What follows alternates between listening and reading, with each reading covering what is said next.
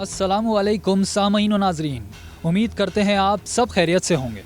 15 अगस्त को जब तालिबान ने काबुल फतह किया तो यहाँ पाकिस्तान में और दूसरे ममालिक में मुसलमानों ने बहुत खुशियाँ मनाई कि तालिबान ने अमेरिका जैसी सुपर पावर को शिकस्त दे दी।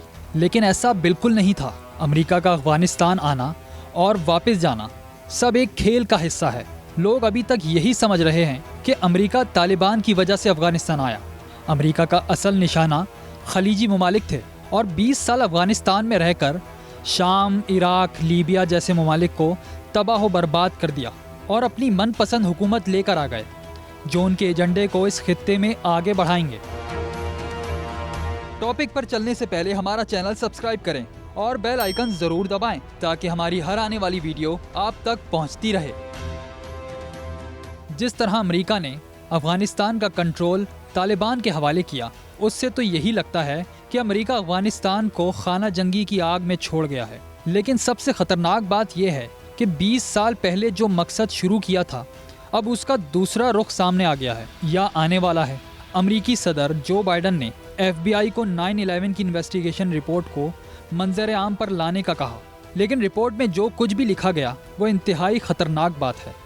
इस बात में कोई शक नहीं है कि अमेरिका के पीछे जो असल ताकत है वो यहूदी और इसराइल हैं, जो अमेरिका को अपने मकसद के लिए इस्तेमाल करते हैं। क्योंकि जो कुछ भी मिडल ईस्ट में हो रहा है उसमें सिर्फ इसराइल का ही फ़ायदा है। FBI ने अपनी रिपोर्ट में कहा है कि 9/11 में सऊदी हुकूमत और इंटेलिजेंस भी मुलव्वस है। अब आपको असल खेल समझ आ रहा होगा। पूरे मिडल ईस्ट को तबाह करने के बाद अमेरिका और इसराइल की नज़रें सऊदी अरब की तरफ हो गई हैं, क्योंकि ग्रेटर इसराइल के लिए सबसे अहम मुल्क सऊदीया ही है। बाकी मुल्कों को तबाह करने के बाद अब सऊदीया का नंबर आने वाला है। रिपोर्ट में सऊदी अरबिया का नाम लेकर इस खित्ते में एक नई जंग शुरू होने वाली है।